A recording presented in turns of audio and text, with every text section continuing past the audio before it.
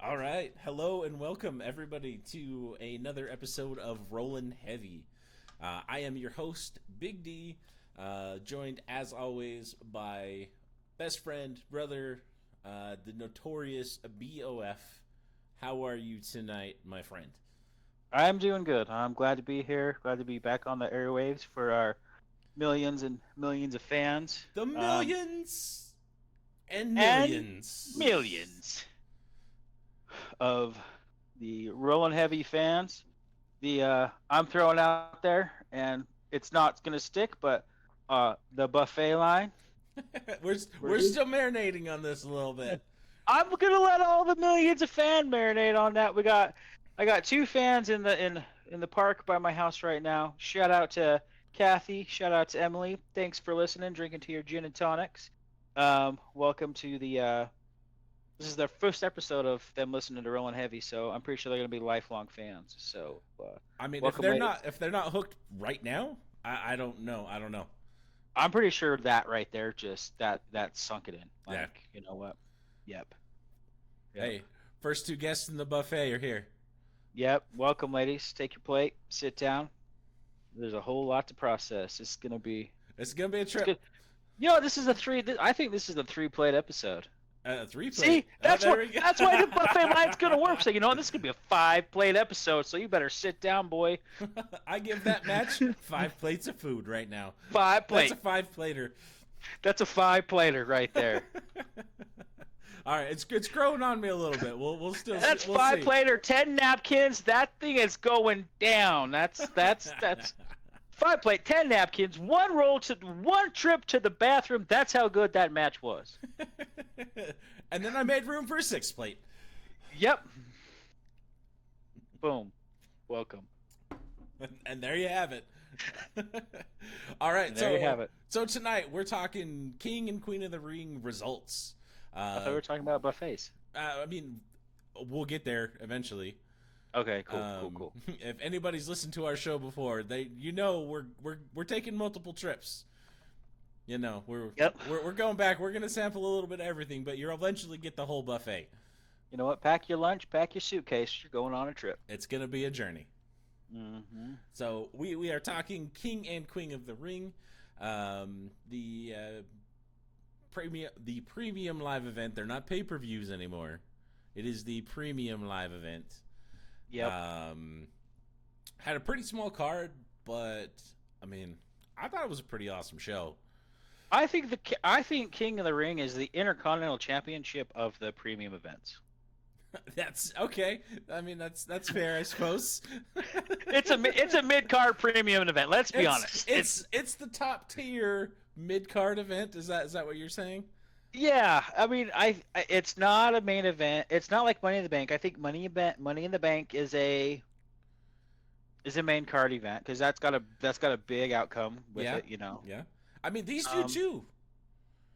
I mean, at starting this year, there was the title shots coming with Yeah. the crowns. I get that, but there's just something about Money in the Bank, you know. And in 5 years, King of the Ring is going to be a main card premium event. It's getting It's there. not. It's not right now. You know what? Had the history of the King of the Ring come with a title shot, cool. You know, previous to this one, everybody just got a plastic crown A and scepter. Yeah, um, that's fair. That's some fair. some leftover fabric that Ric Flair used for one of his robes and said, "Here's your crown. You're King of the Ring." Cool. It doesn't mean anything. All right. I think that's a fair assessment. Yeah. But But now it comes with a little something. So King of the Ring did probably give us two of the greatest catchphrases of all time, one night in one person. please explain. The year Stone Cold won it. That's Yes. where Oh, yeah. Austin 316 says, "I just whooped your ass." Yep, That's where I that get was that. dropped. And at the Yep, very end, it's the first time he dropped, and that's the bottom line because Stone Cold said so. Awesome. Yeah. Okay. Okay. So in the history of the King of the Ring, there's your shining star. Yeah, two of the most iconic, probably one of the most iconic promos And one of the most iconic just What? taglines. What? What?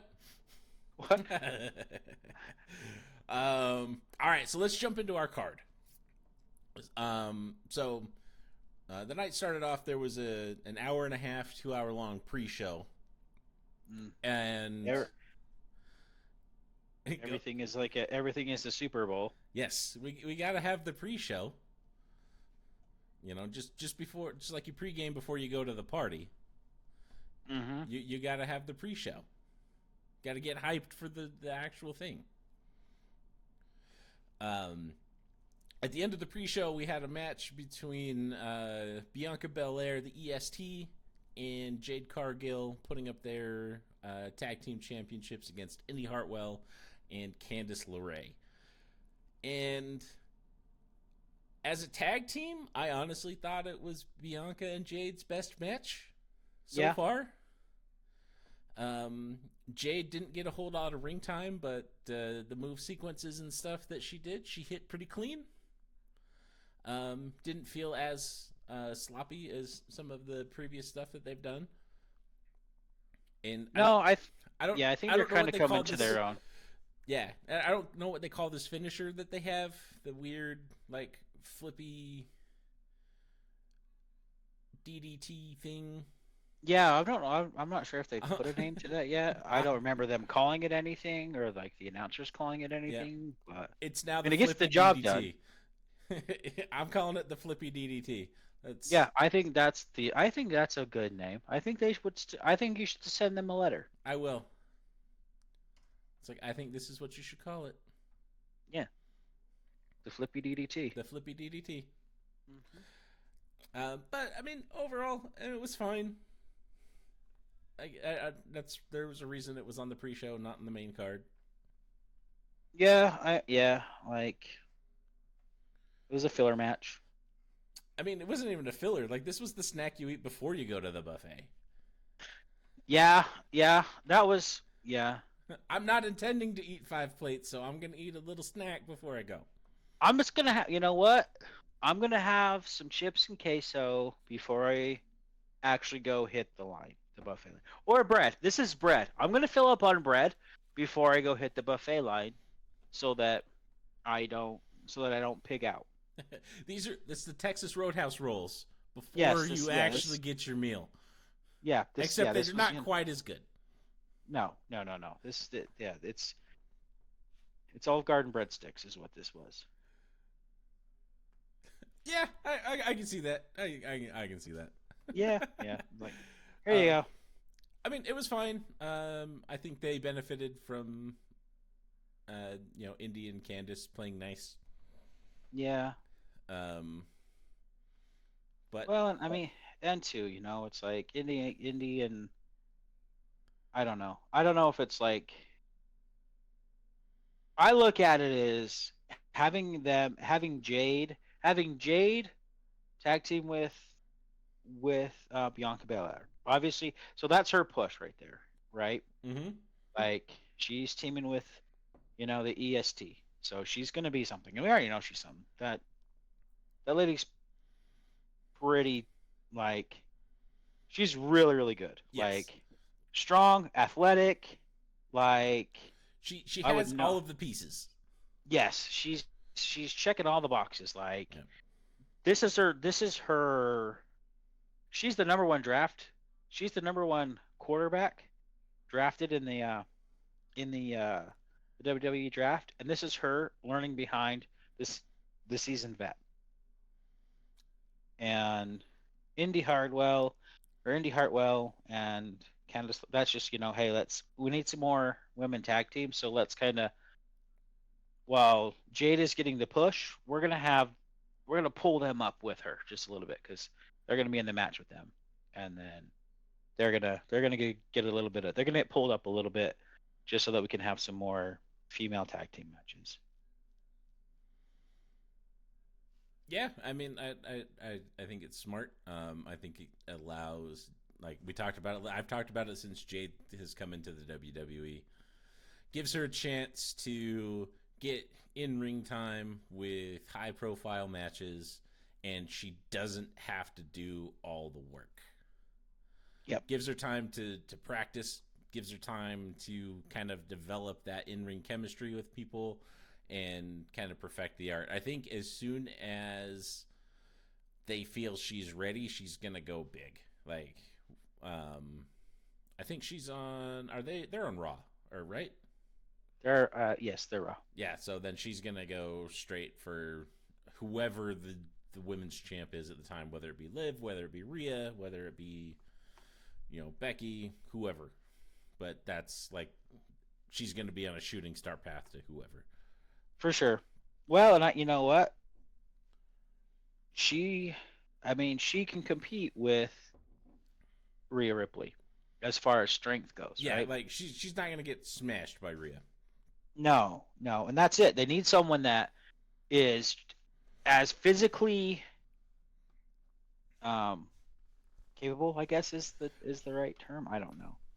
Who can keep up physically with Rhea Ripley, Yeah. and because Becky Lynch, yeah, she does something, but she's not she can't pull off the big stuff No. because she's not very big.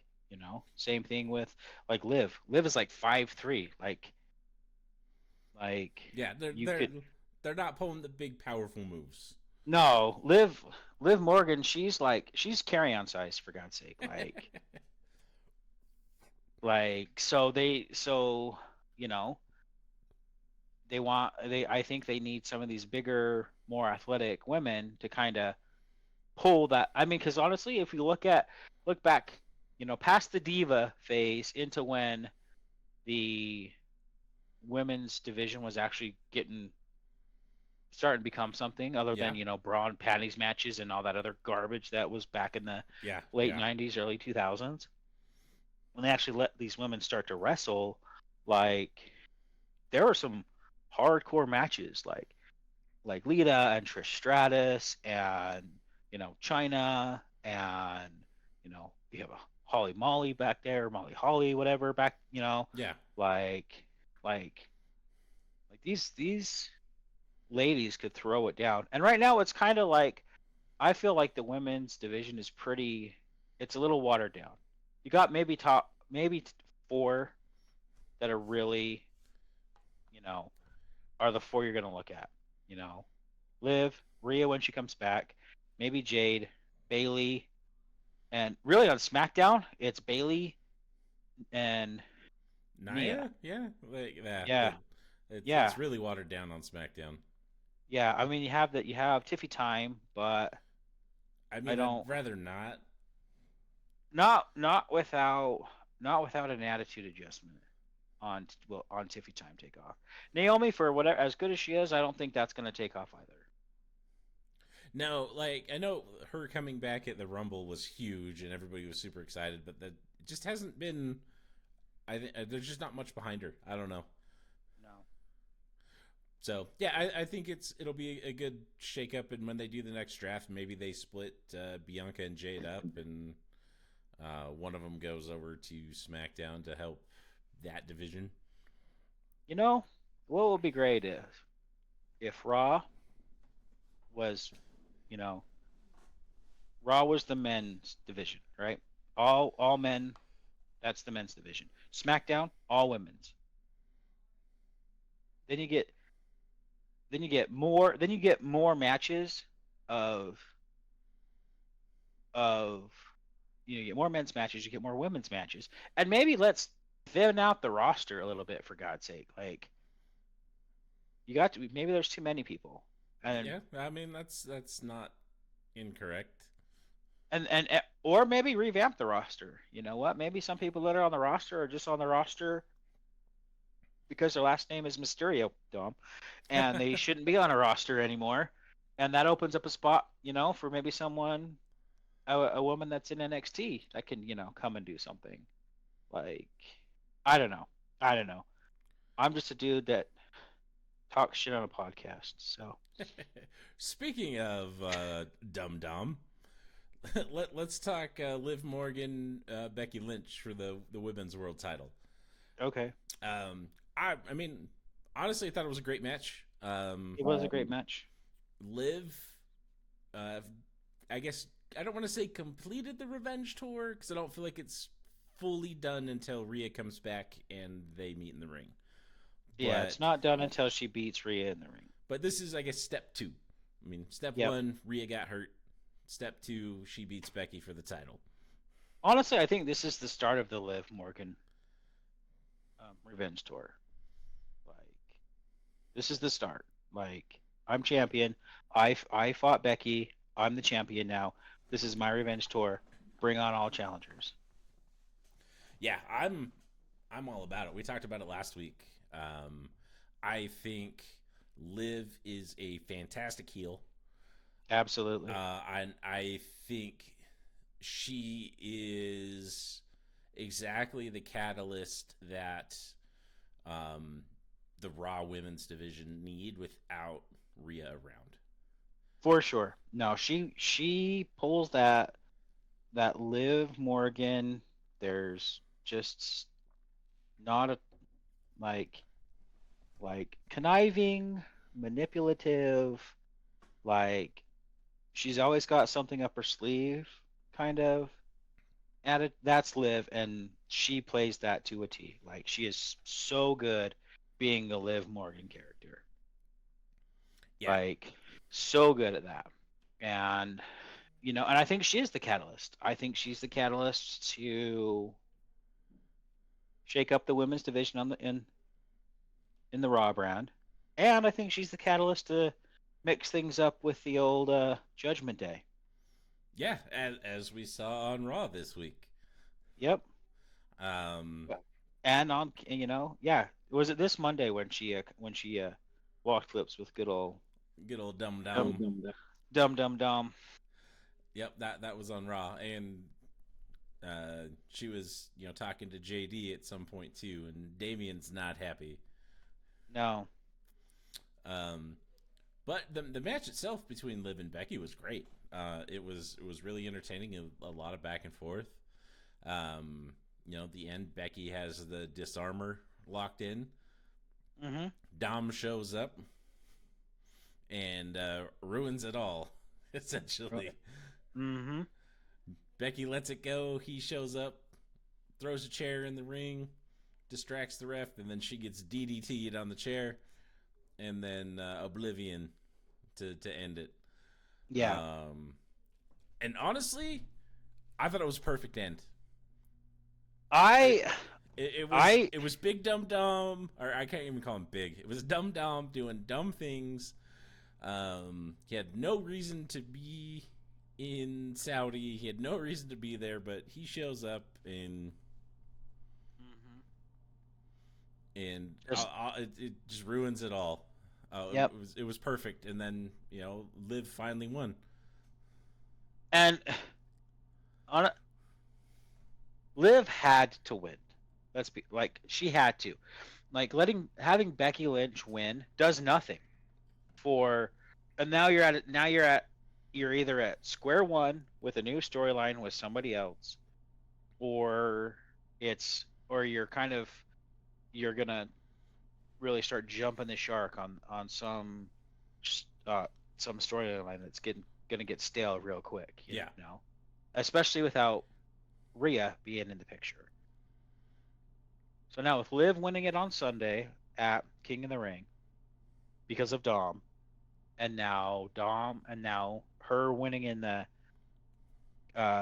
cage match with Dom. Yep. Kind of helping her out that way, and then the little lip lock thing at the very end.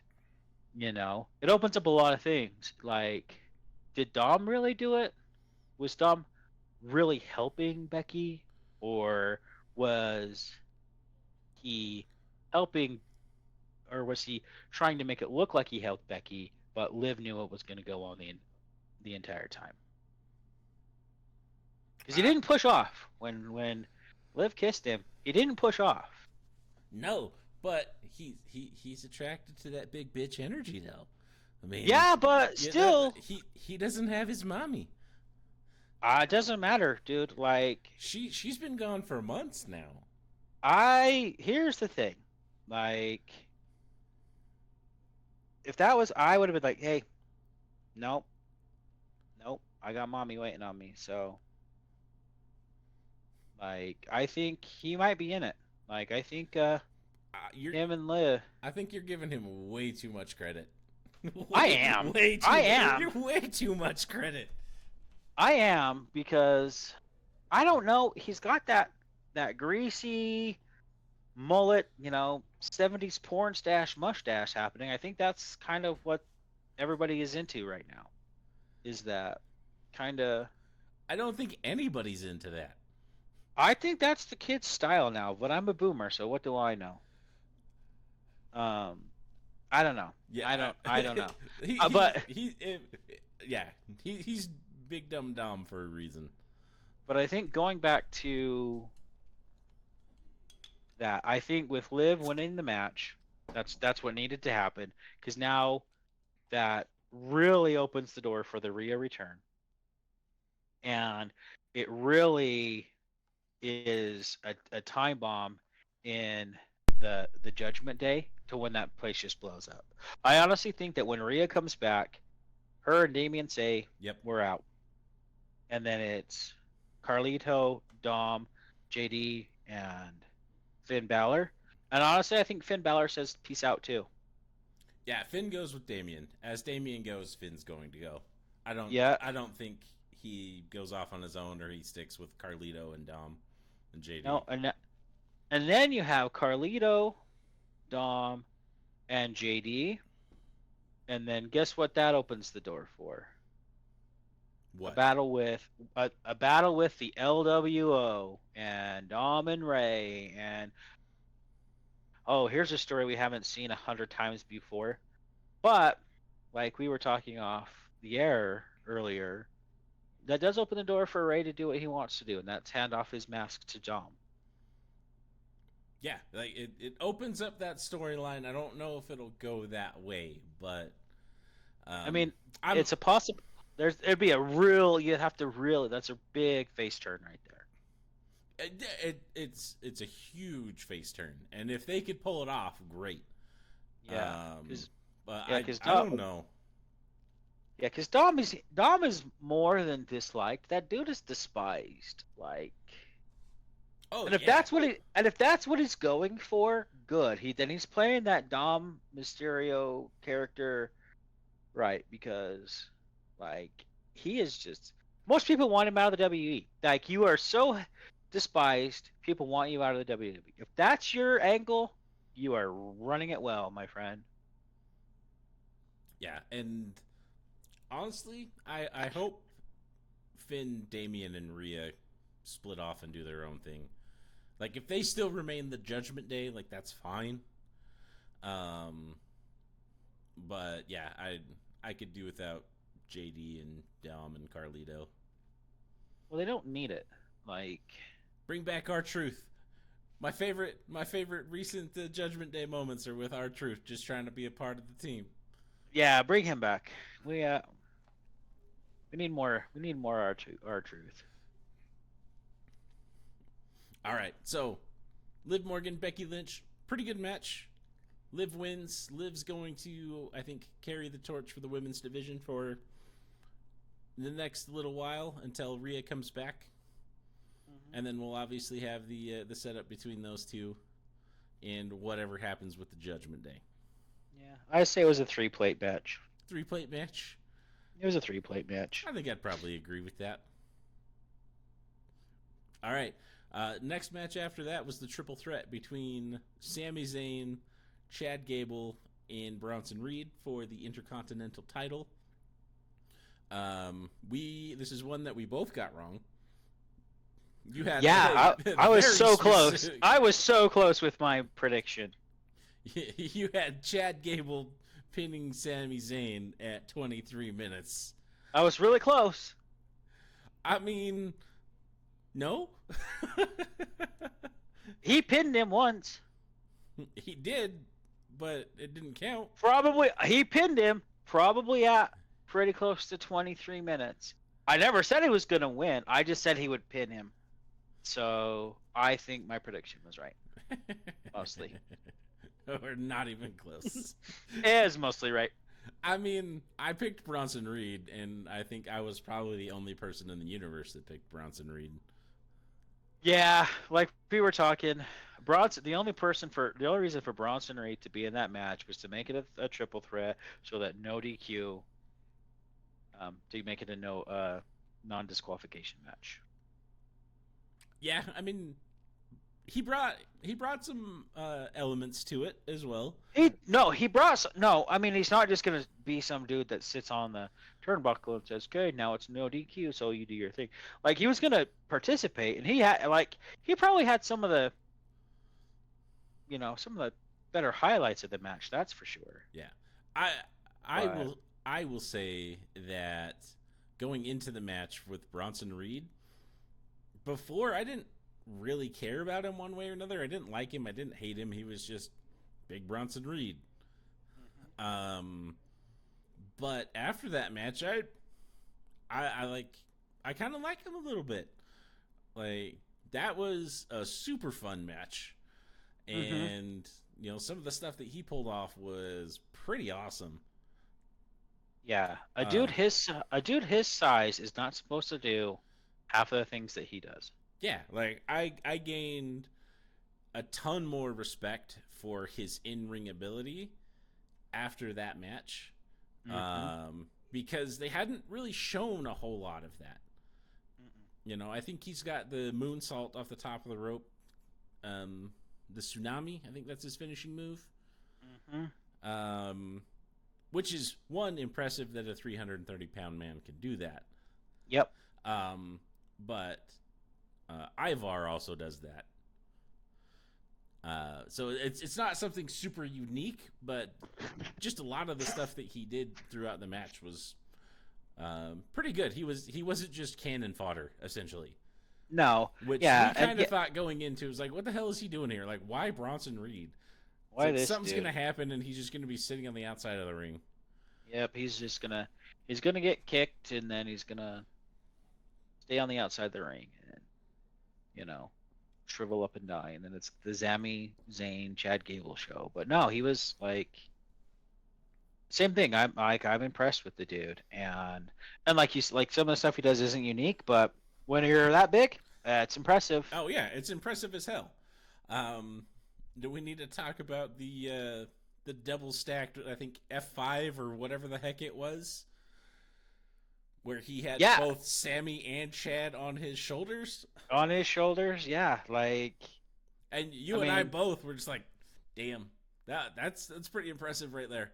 well, and let's be honest, that's probably pretty close to 500 pounds up there, Yeah, and and not only do you have to hold the weight, you have to be able to control the weight enough to finish the move and make sure that they don't get hurt.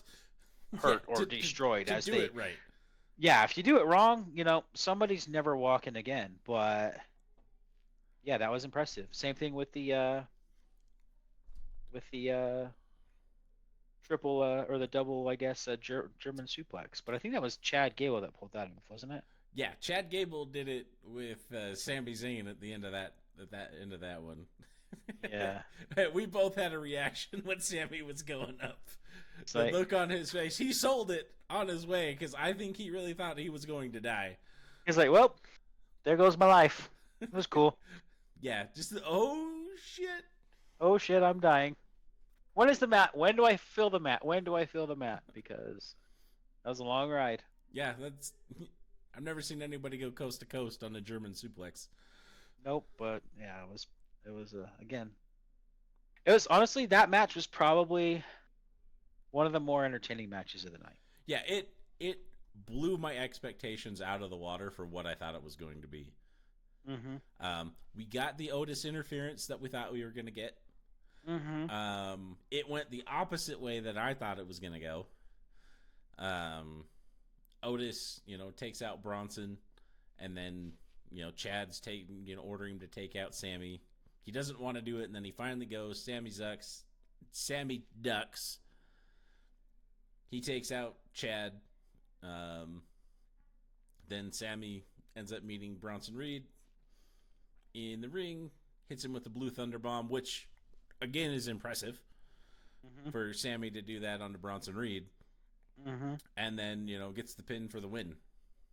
Yep. Watching it back, I'm ashamed that I didn't see that, because that's just classic how something like that happens. It's like, the whole, well, even when we were on the prediction show, right? We're like, what's his point in this? What's his point in this? Now, hindsight being, 30, 40 or whatever it is, 16, 12. It's it makes sense why he's there. Yeah.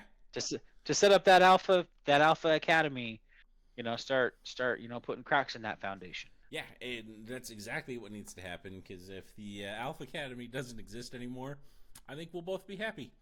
Alpha Academy to me is Spirit Squad and Right to Censor and just something that doesn't need to exist. It doesn't need to exist. And even the members of, really, the only members of the Alpha Academy that you even care about are Otis and Chad Gable at this point in time. Like, yeah, I don't know. You don't see a lot from Maxine Dupree. I've given two shits less about Maxine, but after Raw and, her standing up to Sammy so he doesn't whip Otis, I mean, props to her. Yeah. I like that brought her up a peg in my book. Yeah. Yeah, but still, okay. But, that happened, and then what happens next week, and then the week after. Like, we're not going to hear anything from her for the next 3 weeks, and then. I don't know. I think that's right now in Raw. That's one of the prevalent storylines. Well, it's an Otis Chad storyline, is what it is. Yeah, but the Alpha Academy is going to be there because Otis obviously isn't doing anything for himself. So no. I think it's eventually going to be the rest of the Alpha Academy standing up for Otis, and Otis finally telling Chad to shove it. Yeah. And I think they have a match at Money in the Bank. Maybe. I can see that. We'll talk about that a little bit more next week. Yep. And I hope, I can see that. But I really hope Otis gets like his finisher being like the truffle shuffle, because I don't know, they call it whatever his dance move is, the caterpillar is. I think it just has to be that and continue to be that.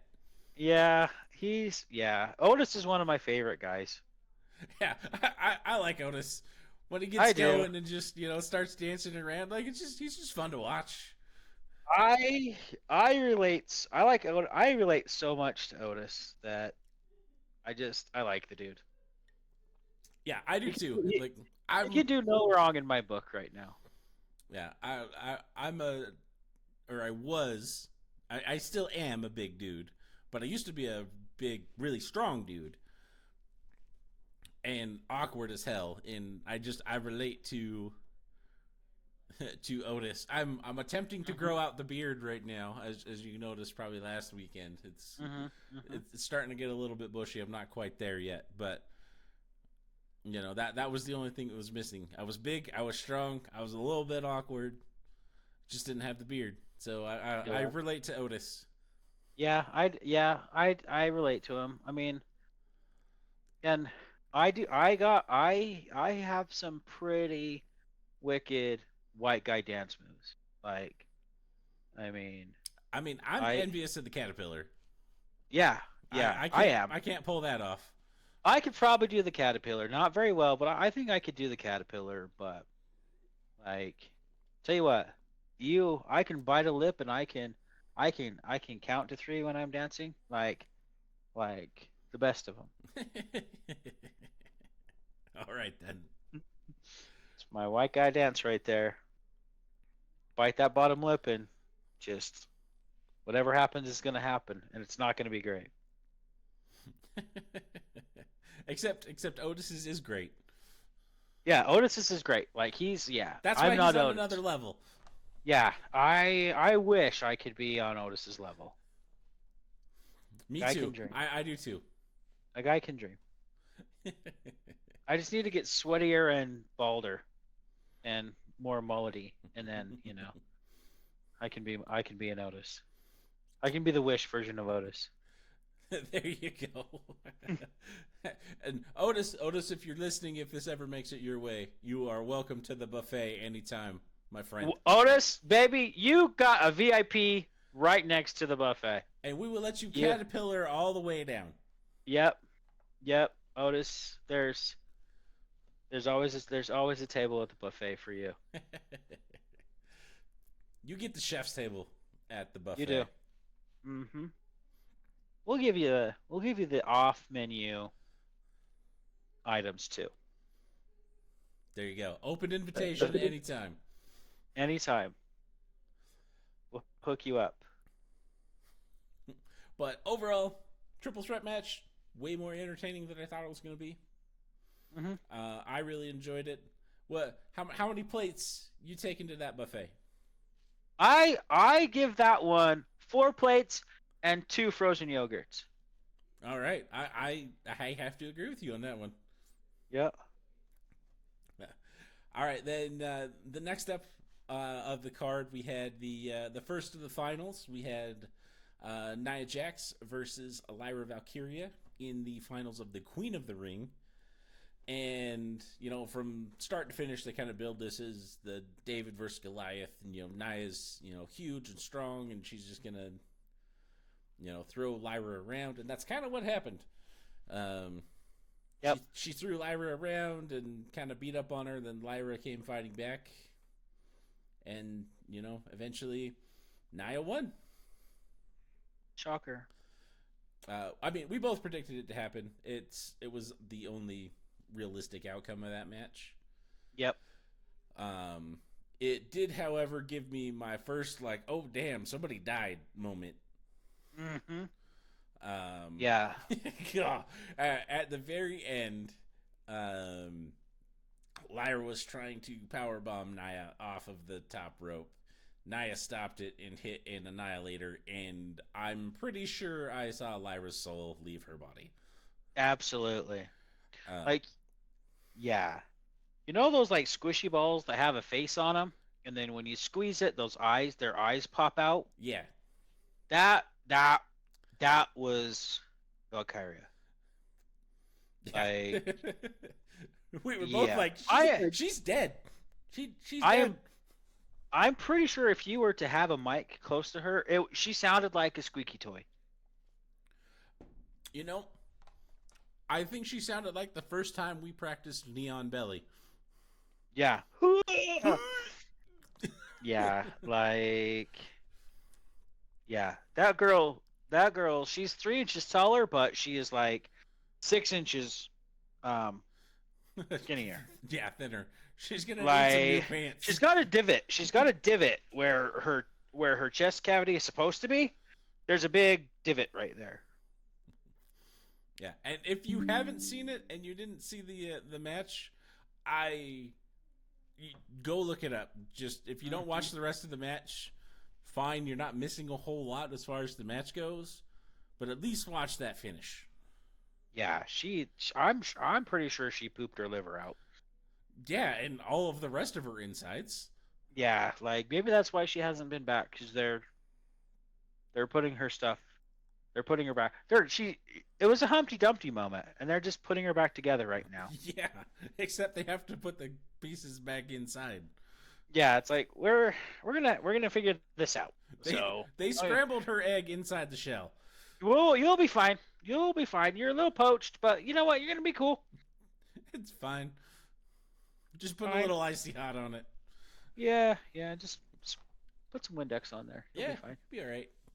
You'll rub be some fine. dirt in it. Rub some dirt on it. That's fine. Yeah.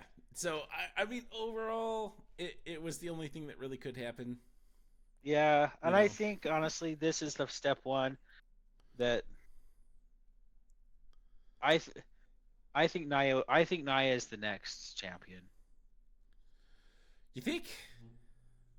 Yeah, I mean, I mean, let's look at the history of the WWE champion, right? Like face champions don't last very long because you don't want to root against them. You Yeah, want to root against the bad guy, and then you want the good guy to have to climb a mountain to beat the bad guy. And if you have a face champion, it you can't root against them. There's nothing to root against in that, and so I see, and Nia is a giant heel, like literally and figuratively. Like I think she wins the next. I think she is the next SmackDown champion. yeah. I think she beats Bailey at SummerSlam probably. We'll get into that a little more deep next week. But it's, I mean, the we talked about earlier, the SmackDown Women's Division doesn't have a whole lot going for it right now. So it's what needs to happen. You know, they've been pushing Nia. I think that's the reason why Nia was drafted from Raw to SmackDown, is they needed some of that, you know, representation. They need a good heel, and she's a good heel. She's not a Liv Morgan level heel, but she's a good heel. Yeah. And Jade, did we say that? Is Jade EST and EST, are they Raw or SmackDown? They're Raw. I'm pretty sure they're Raw. Because my prediction would be Nia wins. Nia wins at SummerSlam, which is going to happen. But before that, Jade wins Money in the Bank. The women's Money in the Bank. But if she's Raw, I think they already got that storyline playing out. Probably almost through WrestleMania. I think Tiffy wins. Tiffy Time wins women's Money in the Bank, but we're going to talk about that later. But I think that's how that storyline is going to play out. Yeah, I don't know. Raw has their women's kind of storyline, kind of festering right now with Liv, Becky, and Rhea. Yep. I think the SmackDown is going to be Nia, Tiffy Time, maybe Naomi, and maybe Bailey. But like, I think Bailey has to stay in it. She's the current champ, and I think just washing her out amidst everything, I don't know. I don't think that's gonna happen. No, I mean she'll stay it through SummerSlam, but I don't know where it's gonna go after SummerSlam. Like, there's just they don't have a lot of, I want to say, paths to take. Yeah, that's fair. Unless Nia stays champion after SummerSlam, then who does she fight? And then do you because you can't do a Nia Tiffy Time storyline. Those are two heels. No one wants that unless you try to make Tiffy be a, Tiffany Stratton be a face. Yeah, which could happen. I mean, she reminds me a lot of Trish Stratus. Trish Stratus for a lot of her career was a giant heel, but people just loved her. And I think you could pull the women that the lady you love to hate out. I think you could get that from Tiffany. I really do. And I think that would be a very good storyline between those two. Yeah, and I don't think that happens until after SummerSlam. No. That's what I'm saying. That's what happened. That's what I'm saying right now. That's the after SummerSlam. Yeah, we're getting a little deep into it. Yeah. Anyway, right now, so yeah, that was a standard match. That was a standard. Honestly, that one that's a 2-plate match for me. Yeah, it was, but the finisher was that extra big delicious dessert. Yeah, it was a 2-plate. It was a 2-plate match with a chocolate brownie and some frozen yogurt on top. Yeah, with a little bit of caramel sauce. This was at the buffet where the food's not great, but you go there because the dessert are bangers. Yep. Mm-hmm. It's like the meat's dry, but dessert's where it's at. That's not why I came here. No, I didn't come here for the meat. Came for that moist brownie. Yep. You said moist. I was gonna say pie, but I said brownie. So I'm impressed. this is a family show. um, then next match we had Gunter and Randy Orton for the King of the Ring finals, and a little bit of a controversial finish, but I mean a really big controversial finish on this one. Even called out by Damien on Raw Yeah, to Gunther's like, everybody knows you didn't beat him. Everybody can clearly see that you did not beat Randy Orton at King of the Ring. yeah, and I don't know if it was all planned this way or if it truly was a botch, and they're just rolling with it now. But I do think they've taken it in stride. I think I 100% believe it was a botch, and I think this is a you know thinking on your feet type of thing. It's like, here's what we're gonna do. Okay, we know that you didn't win. We knew that you were going to win. Everybody knew that you were going to win. We're gonna say, you know what? Maybe his shoulder was up. Maybe it wasn't. Doesn't matter. He was called. The call was the call, and I'm king of the ring. Take it or leave it. Here I am with my plastic crown, my Burger King crown. I win. Yeah, because it's been so well acknowledged, I guess, by superstars, like it's part of the storyline now. I think inevitably there's gonna be a rematch between Gunter and Randy Orton. At some To point, for sure. between sometime, whether it's at Clash at the Castle here in a couple weeks, or whatever the July one. I don't know if there's one between. Is it Money in the Bank? Money in the Bank's in July. Money in the Banks between Clash in the Castle and SummerSlam. So I think something's gonna happen where we have a Gunter Randy Orton rematch, I think so too. which I'm totally okay with because that was a great match. It was a great match, and honestly, I think that this plays well to the Gunther Damian Priest storyline Yeah, because everyone's like, you didn't beat Randy Orton. Well, did you beat? And Gunther even said, you didn't beat Drew. yeah, CM Punk beat Drew. CM Punk beat Drew for you. So I think that's what's gonna that's gonna be the back and forth between them. yep, Up until SummerSlam. You're not a real champion. Well, you're not a real king. So yeah. And I think what the rematch I don't think would be any different as far as an outcome goes. no, But and they'll make sure they don't botch it this time yeah, because they are building on that storyline between Gunther and Damian right now. I do. Well, and they're really pushing Gunther right now.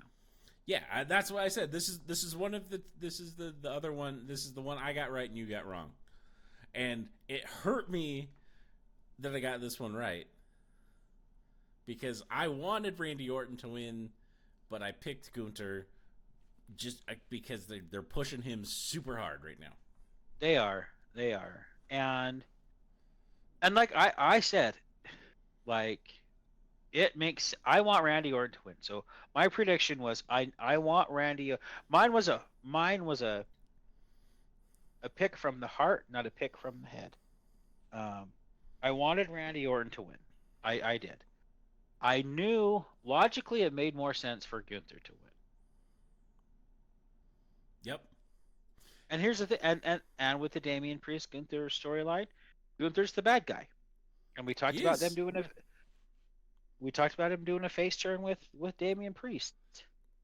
He's the dude's a heel, but let's be honest, like he's a face. Yeah, like he's a heel because he's part of the Judgment Day and they're kind of a heel organization, They're a heel organization because they have Dom tied to them. but I mean, I don't think anybody truly hates Damien. I don't. I really like Damien. I like him. I like him. I The, think he's good on the mic. I think he's really good on the ring. Like I, yeah, I like Damian Priest. Yeah, the more I I would. watched him, the more I grew to like him. I didn't like him at first because I didn't like the Judgment Day, Yep. but the more I watched him and the more I saw him in the ring, the more I heard him on the mic. Like the dude is excellent. Like he's really really good. Like he's not gonna sell me a ticket. Like I'm not going. I'm not going to the show because Damian Priest is on printed on the ticket.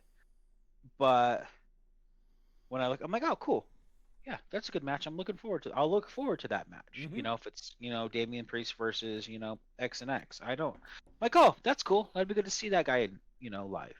Yeah, I wouldn't be But sad to see a Damian Priest match. yeah, I'm not gonna buy a ticket because of it. But you know what? I'll be happy that it's there. Yeah, for sure. Um. So yeah, this I have to talk. We've brought this up a little bit. I have to talk about it a little bit. The way the match ended is Randy Orton hits an RKO out of nowhere, and you were both like, "Oh my God, Randy's really gonna win this thing." Mm-hmm. And then they have Gunther kick out of the RKO, and basically, I guess it's not truly a kick out. Is he doesn't kick out, he rolls Randy up for the win. Mm-hmm. And the biggest issue I have right now with the current WWE product is finishers mean absolutely nothing. Oh, I don't even. Why It's even call it a nothing. finisher? It is just another move in the arsenal. It used to be you get hit by an RKO, you're done. You're You're KO'd. done. You're out. You are counting sheep. And that was, I think, the second or third one Gunter got hit by. Yeah. And, that deep into the match, for somebody to kick out of an RKO is unheard of. It doesn't. Yeah. Like, and I agree, and I know you. I hate it, and you can kind of start seeing that kick out kind of start towards the end of the Attitude Era, Yeah. and everybody getting excited because you see a finishing match, you know that it's over, right? Oh, stunner, Austin wins because he hit the stunner, and then someone kicks out. I never saw anybody kick out of the stunner, and they better not because that's the stunner. Like, but now you see. I think I saw someone get kicked out of the pedigree when Triple H hit it, and then you start Sweet Chin music, and then the crowd goes wild when people kick out of finishers, right? And I understand that, but Jesus, man, quit. Here's the thing: go back to the buffet, but choose a different entree.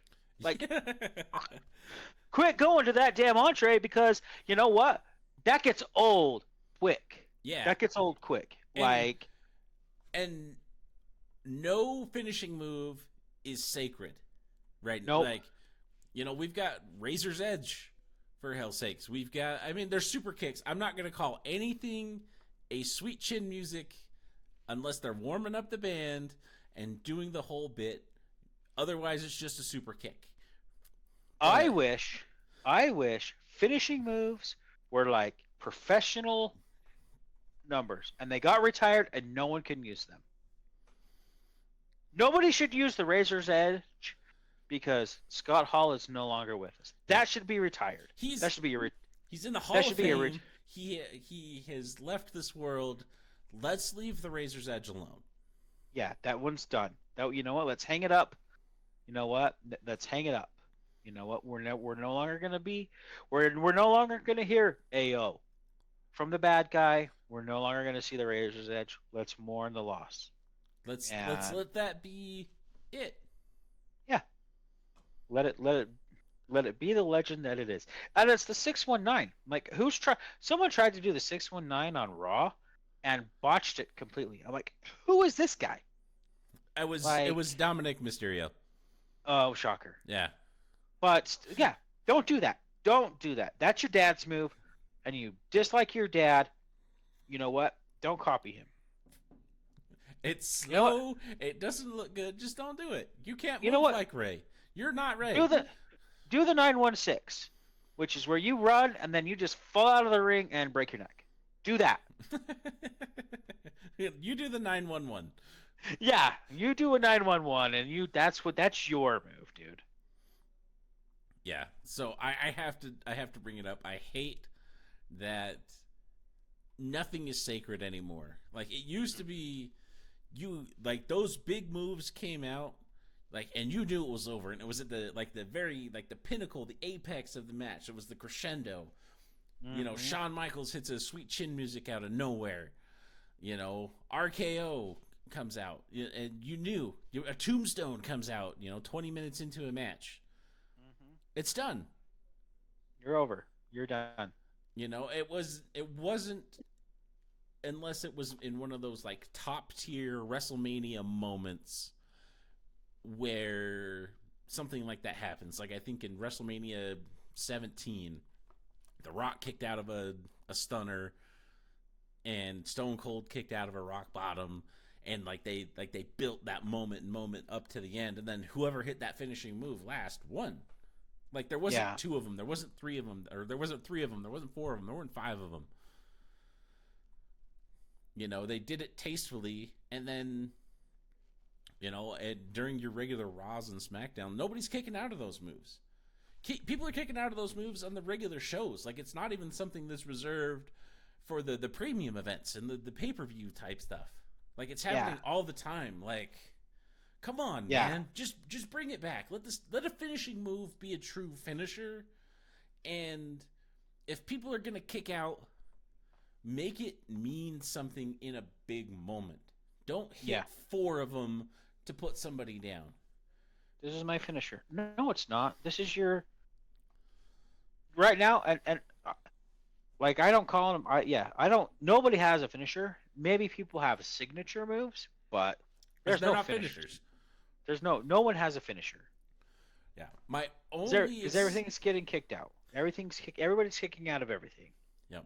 My only exception to that are submissions, because they've always been attempted at some point in the middle of the match, and people get Someone out of them. always people reverse it, or somebody always gets to a rope. Yeah, but if Bret Hart was hitting the sharpshooter 20 minutes into a match, they're done. It's over. The match is over. Yes. Yeah. So please, anybody at WWF hears this, Mr. Paul Levesque, Triple H, I Come know on, you dude. know. You know. You don't Come want on. to see people kicking out of the pedigree. You knew how much weight a finishing move can bring. Like, Yes. come on, man. Come on. When Yeah. I become a WWE superstar, my finisher is going to be called the kick out. Because I always do it. Because everybody kicks out. Here's the kick out. Everybody's going to kick out of the kick out. And you kicked out. Good. Then it's my finisher fits. The name fits what it is. Yeah, that's please, please make finishing moves again. Yes. Save the kickouts for big moments in top tier live events. Yeah. Not King of the Ring, not Money in the Bank. Save them for your WrestleManias. Save them for your SummerSlams. Like, save them for your top tier events. And not just a mid card, here's a match between, so's and so's and so's and so. And there's kick out. No. That's championship matches only. Yes. Like, yeah, if I hit you with the diamond cutter, You're done. you're out. You're done. I cut your diamond, so you're done. Yeah. Just please make finishing moves, and for the love, retire the Razor's Edge. Or call it something different. No. Don't call it anything. Whatever if you call it Razor's Edge, the cross power bomb or whatever, it's the Razor's Edge. Don't call it anything else. Don't do it anymore. Like, just leave it be. What if they drop them on their face instead of their back? It's the same setup. It's the same setup, but don't do it. No variation. No variation. No variation. Just let it lie. Like, that's done. It's done. That was his move. any which way you want to put it. So if I was a priest, I couldn't do that and then call it like the resurrection. No, because you're killing somebody. You're not bringing them back to life. Yeah, I'm killing them, and they're not gonna kick out. That's fair, but no, leave it alone. Okay, guess I won't be a priest, a Damien priest, and I won't do the resurrection. But yeah. Anyway, back to off my tangent and off my high horse. Please listen to me, Triple H and WWE. We will start a petition. We will, because petitions get things done. That's for sure. Yep. Certainly make me feel better about myself. I do. Here's 10,000 signatures of people that don't like non-finisher finishers. Yep. They'll listen. Yep. I'm like, cool. But all of these people are still going to watch the next event. So thanks. I mean, we are. Yeah. I mean, we are. And you know what? Maybe we're the minority. Maybe we're one of the few that don't like the finisher being not a non-finisher. Maybe I don't know. We're from the older generation of wrestling fans, so yeah. Maybe I don't know. But Gunther, Randy Orton, good match. I hated the ending, but I mean it is what it is. It was a great match. They're both fantastic in the ring. Yeah. And Randy put Gunther over, so that's what I thought was going to happen. Yeah. That one for me was a 3-plater. That's a 3-plater. It's a 2.5er. I couldn't finish my potatoes. That's fair. You had too much bread on the to start the meal. Had too much bread. I had my first plate was a salad, and it was a really overloaded salad with a lot of blue cheese on there, so that kind of filled me up a little bit. And then I couldn't finish the potatoes purely because of the ending. Yeah, that's fair. The potatoes just didn't. You saved them toward the end, and they didn't taste right. I couldn't get. Yeah, I'm like, you know what? I can't swallow this. And I smelled them when they were cooking, and they smelled good, but I couldn't finish them. Yeah. I couldn't finish them, just like Randy Orton in the RKO. I could not RKO them, and they kicked out. So. All right, final match. Cody Rhodes, Logan Paul for the undisputed WWE Championship. The outcome of this match, I don't feel like was ever in question by anybody. But oh my God, was this a fun match to watch? Yep. Those two in the ring put an absolutely fantastic match together. This is probably, if it's not my favorite, it's probably my second favorite behind Cody and Roman at WrestleMania. But I think as far as overall action and everything that happened, I think this is probably my favorite match of the year. I can see that. The only reason I might put Cody and Roman over that is the whole storyline thing. You know, Cody finishing his story and all that. Like, there was a lot of emotion in that story. This one was just a fucking awesome match. Yeah, no, this was just like, we need more Paul Logan. Paul Logan? Is that Bizarro Logan Paul? That's Bizarro. Yeah. When Logan Paul does his face turn, he's gonna be Paul Logan. Hey, that's his same name. I was calling it from the roll. Paul Logan. That's what happens when you have two first names. Oh, it's called. Yeah. Sorry, dude. I'm not his parents. I didn't name him. That's their fault, not mine. But I think we do. We need more Logan Paul. I agree.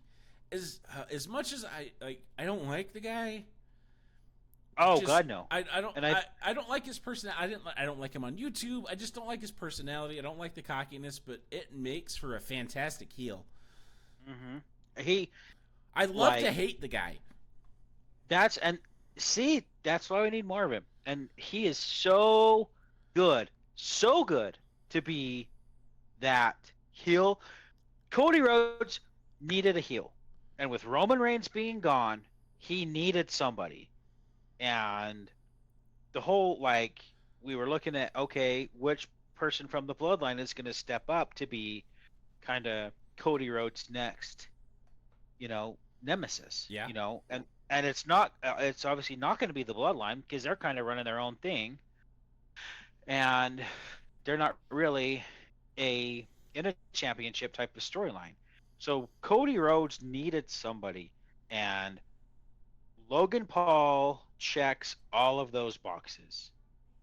Like, for everything that Cody Rhodes is, Logan Paul isn't. And that is a great storyline. Yeah, like I think it's something that can continue to be built upon. Yep. Um, because I mean those two were great in the ring together too. Mm-hmm. Like they played like they played off of each other. There was energy and there was emotion, and I think part of that is because Cody, I think, elevated Logan a little bit in that aspect. Absolutely. Um, Especially with the things that he said to him. oh yeah, yeah, for sure. And like the the lead up and like the whole promo. Like as I go back and think about it, I know when I talked about it in our show last week where they had the contract signing and all of that. I was like, yeah, it's kind of lame, but no, like it brought a little more emotion into it, and it carried over into the ring. And um, yeah, like Cody's a performer. Like he puts it all out there, and you can clearly Mhm. see that he's passionate about what he's doing and carrying kind of that legacy. And I think he elevated Logan in that aspect. And Absolutely. I don't want to discredit Logan at all because that guy is a phenomenal performer. Um, I I hate to say this, but I would go to a show to see a Logan Paul match. I would go to watch a Logan Paul match, for sure. I would. If he's on the card, I'm like, I kind of want to go and see what he's gonna do Yep. because he's I guess talented it in the depends ring. on who he's fight. I guess it depends on who the match is I with. guess if I thought it was gonna be, I don't want to see him in a squash.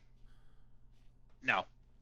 Like, if he's fighting a jobber, I don't care, because that's a 5 minute match. Let's be honest. Right, but I mean, if he's if it's Logan Paul or and Tamatonga or Solo Sikoa or somebody like that, for sure. No, if he's fighting somebody and they got a storyline running, I'm there. Like, sign me up. Sign me But up, man. I mean, if he's going against Bobby Lashley, maybe not. I'm probably You not know, gonna go. but I want to see. I would love to see a Logan Paul match. I would too, and I think you can see it. You can see it in his face. King of the Ring was a very humbling moment for Logan Paul. Yeah, So I think we either get two things from Logan Paul after King of the Ring. One, he's gone for a while and has kind of like he does a walkabout and kind of, you know, discovers himself. okay. Number two, he comes back and he's like, you know what? You're right. You're right. I wasn't. I was here for the YouTube likes and I was here for the clicks, like you said. And I'm not here for that anymore. I'm here to take that title from you. Yeah, he's like, I'm in it now This because is my life now. that was that was Cody's whole thing in that whole promo. Is you're a part timer. Yep. It's like I live this, I breathe this. Like this is my life. This has been my life for my whole life, and I give my life to this business and to this title. Mm-hmm. You know, You're and you're here for YouTube views and this, that, and yeah. Like, no, he told him where the bear sits in the woods and how far in he goes to do it, man. Yeah, so like I actually might go back and watch that promo from 2 weeks ago because I want to get to the end of it again. Yeah. What I can see happening is, and I said this about Sami Zayn and Chad Gable, but I kind of see this on the opposite side. Yeah, Flipping it a little bit, I see this being a Rocky Apollo Creed type of thing, but Rocky's already the champion, which is Cody Rhodes, right? yep, And Apollo is the guy that's trying to come in. He's the bad guy that no one likes, right? And he's the arrogant, he's the cocky guy with all the talent, and he's working his way through to win. And I can see them, um, coming to a head at either probably SummerSlam, and just I think it'll carry through till WrestleMania, but I wouldn't be surprised if that title fall is around Logan Paul's waist in after WrestleMania. yeah. So that's way far out there. I think a couple of things need to happen first. Is Logan needs to get out of the U.S. Championship because I don't think they're going to have a unified heavyweight champion on SmackDown. Like, it doesn't make any sense to get rid of one of the titles and have a heavyweight and a U.S. title holder. Well, maybe that's what we see, right? Well, maybe like I think if that's what they're going to build is a Cody Rhodes, Logan Paul up to, I would think it would have to be Mania in order to fully give it everything that it's worth. Mm-hmm. Logan is gonna have to come out and say, I am vacating this U.S. championship. Yep. Because I want to focus on Cody. I'm here. I'm gonna put in the work. I'm gonna earn my shot again. And I only want that title now. I think they do that too, and I 100% with the vacate the thing, but I think he vacates and he disappears for a while, and then I think he vacates, disappears for a while, comes back, maybe Money at the Bank, and says, "I'm in this thing to win it, and I'm coming after you." I think he comes back at Money in the Bank and wins Money in the Bank. Yeah, I mean that's definitely possible. That's my semi in the future prediction. Gotcha. Logan Paul vacates the U.S. title and wins Money in the Bank.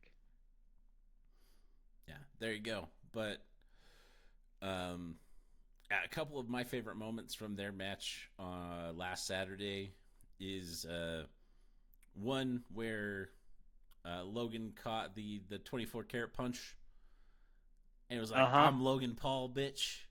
Yep. And then Cody caught the brass knucks punch. Yep. It was like, I'm Cody Rhodes, bitch. Yep. Loved it so like much. That. And then, I mean, the moment of the night for me was the drone shot of Logan up on the top turnbuckle right before he does the massive frog splash through the Saudi announce table. Oh my god! Like, and he went huge for that too.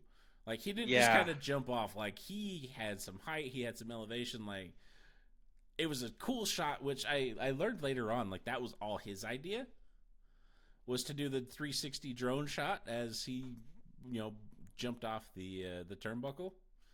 Well, the dude knows how to. I mean, the dude knows how to film things. Let's be honest. That's fair. I mean, he didn't get famous on YouTube for nothing.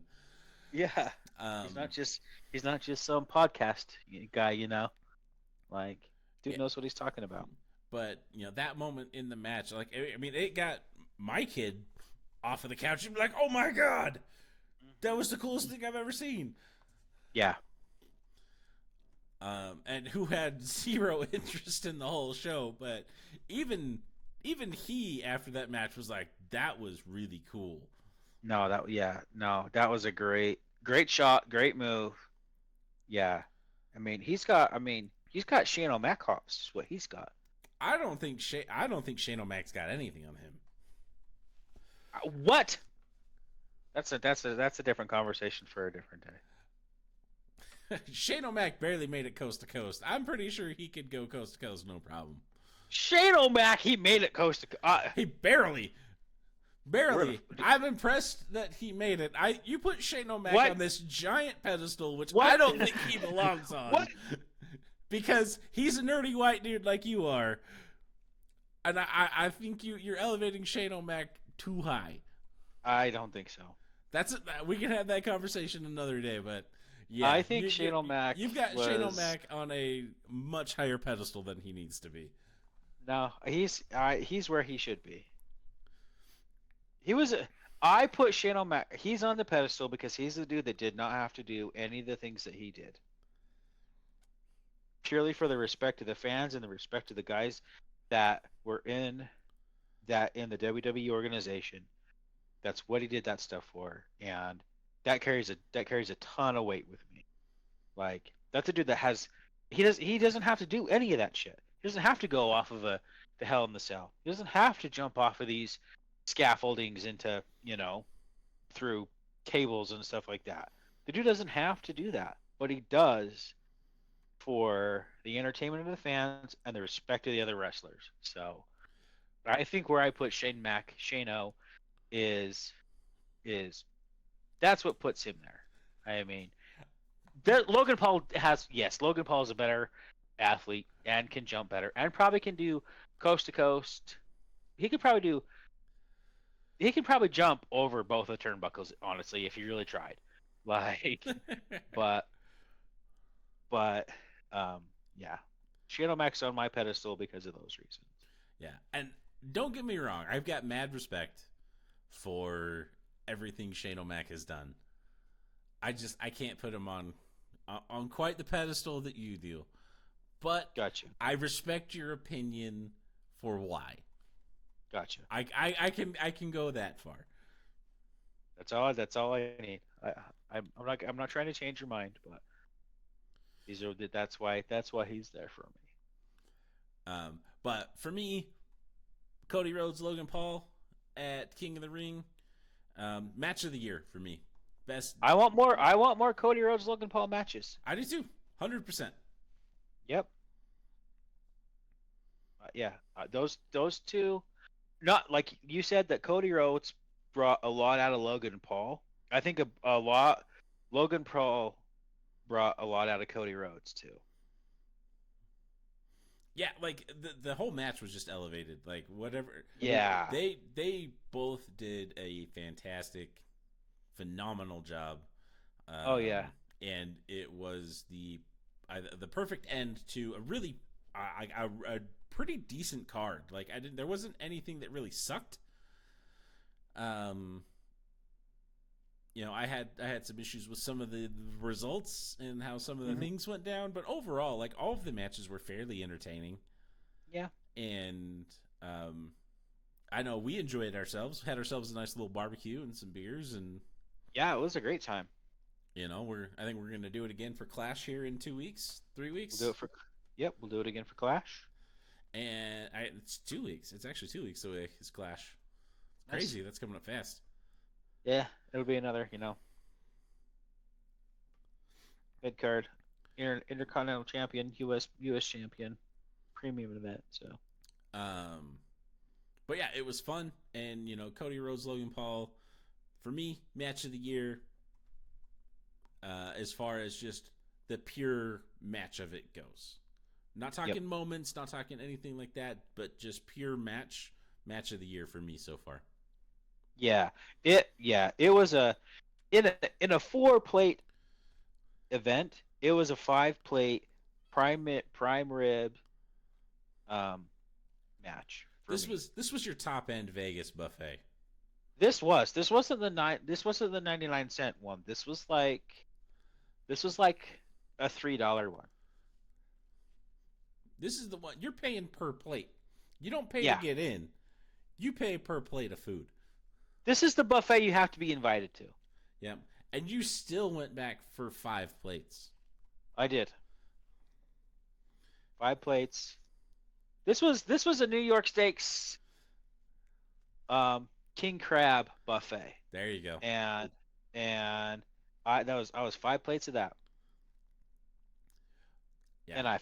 and I felt okay with myself walking out. I had to roll out, but I was like, you know what? Might not be as fast as I was, but I'm happy with what I did in there. I'm certainly not getting kidnapped tonight. Nope, God no. Yeah, But I overall King of the Ring really exceeded my expectations. yeah, It yeah. was a fun show. All of the matches were pretty decent. Um, Sami Zayn, Chad Gable, Bronson Reed. That was a fun match to watch with a lot of the kind of the triple shenanigans that they pulled off. Again, I want to see more Bronson Reed. I do. I want to see more Bronson Reed and more Otis. Yeah. Oh God, that would be such a good match. They were on Raw. Battle of the Dickie Doos. But yeah, overall, King of the Ring, I was very, very happy with the card. I was entertained. We both had a good time. So definitely worth the watch if you haven't watched it, and we ruined everything for you. So you're welcome. Yep, you're welcome. But I think that's all the thoughts I have for now as far as this goes. I have lots of other thoughts, and we don't have that kind of time. We don't have that kind of time, and my brain hurts just thinking about what we just thought about. So, Yeah, do you any closing thoughts? Anything you want to say before we wrap up here? nope. I'm gonna go get my plate and go get back in line. Nice. Next week, join us again. We're going to be talking our way too early SummerSlam predictions, and by way too early, it's only 2 months, so it's not that early. But I think we're going to come up with some good stuff. We hope and want to happen at SummerSlam. So if anybody's got any questions, if you want us to touch on a subject, please fill out. Man, talking's hard after we've been doing it for so long. Please fill out the form. Yep. Submit it. Submit it, and somebody will get back to you maybe and possibly put it on the show. But seriously, reach out to us at rollinheavybjj@gmail.com. Videos are uploaded to YouTube every week. We live stream on Twitch every Friday. So thanks for listening. Join us again, and I guess we'll see you in the buffet line.